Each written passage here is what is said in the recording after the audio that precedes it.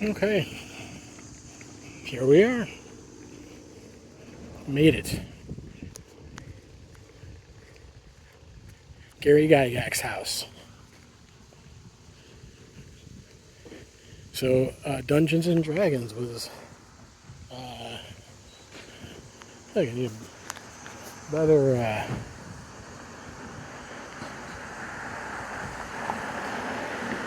An even better view. I don't. This isn't enough, is it? You want the full picture. Pretty bad.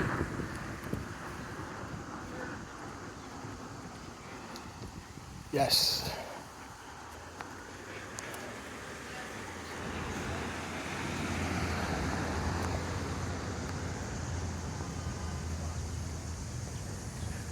So this is the house. Now, what does Dungeons and Dragons and skateboarding and skill space have to do? Well, how about that Dungeons and Dragons is a game. Some of the skills and some of the skill toys, and some of the things that we do are sort of like games. So he's a master game maker. That was his genius, and also to get that work done and to have to get an actual set that you could like the rules, get the rules down, and basically the format of how these role-playing games are to go. And so it's an American invention. He's an American inventor.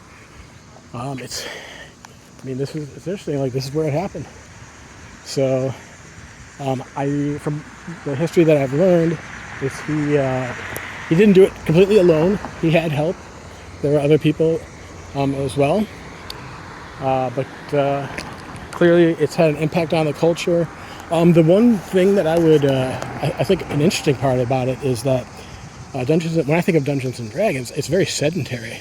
You're really like sitting down for hours on end, and skill is like really the kind of the opposite of that, right? You're standing up a lot of times. You're moving around. You're exerting energy. So maybe that's another connection is that if you do something that's really sedentary, or if you're a big D&D fan, D&D player and everything, learning some skill and doing some skill would be a good complement, because you may be sitting a lot. Now, it's not just D&D. I mean, there's a lot of people who work jobs where they're rather sedentary.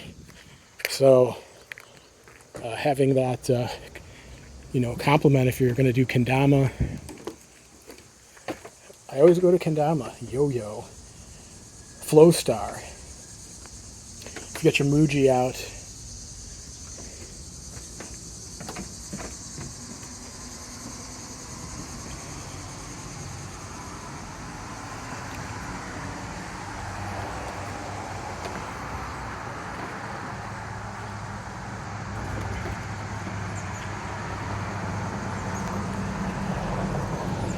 Pretty neat. So it would just complement each other, and in some ways the direct, in some ways a lot of people say, well, that's already kind of been done. We're already doing that, which is true.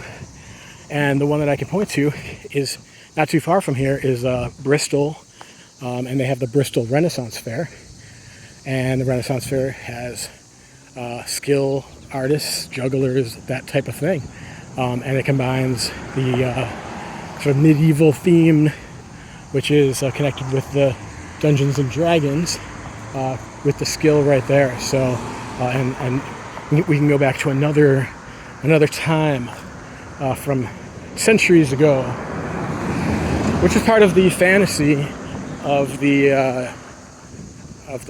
role-playing game Dungeons and Dragons itself, is to be able to